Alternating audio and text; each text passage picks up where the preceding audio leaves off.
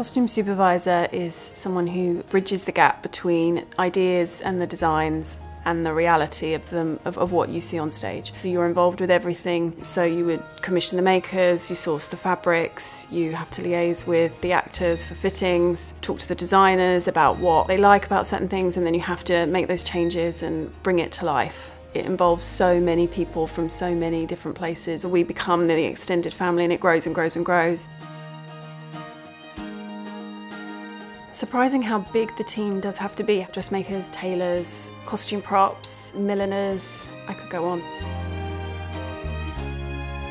There are about 154 costumes in the show that you'll see on stage, but there are maybe the same amount backstage, which are our understudies and our swings. Some of the actors will change at least 10 to 12 times in a show. And if, say, you've got an ensemble female who's also an Anna understudy, Anna's got about 10 to 12 outfits, and so she would have those on top of all of her ensemble track, which is about an existing 10 costumes. It's quite a lot to have at the ready, just in case.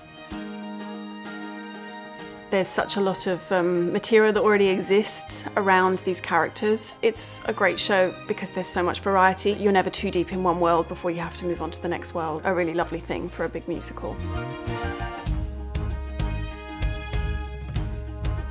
There are 48 different flowers and grasses, 71 different ribbons within the garlands that the ensemble and young Elsa and Anna wear. It's so beautiful, with an impact for the opening of the show.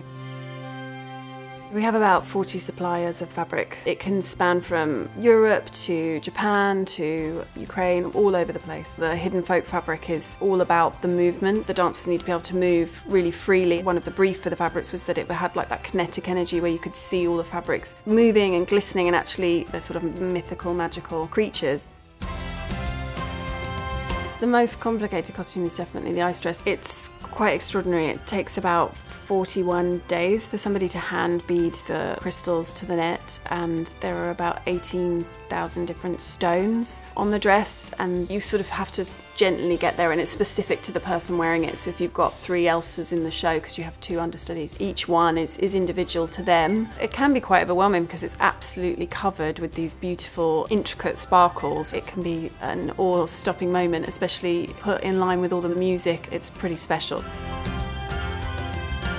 You end up having lots of people really sort of buzzing and quite excited because it's the first chance that they've had to really envisage themselves in that role. With all the clothes, it really changes how actors feel about that part, because the costumes make them move in a certain way or behave in a certain way that they might not otherwise. One of the most amazing things about working with Disney is that there are so many people working all over the world to make things happen. Having all those moments tied together for that time where we'll all be together to make it happen, you can only take it so far before you need to just see it in front of an audience and see it all together to be able to work on it for the next phase. It's the biggest show I've ever worked on.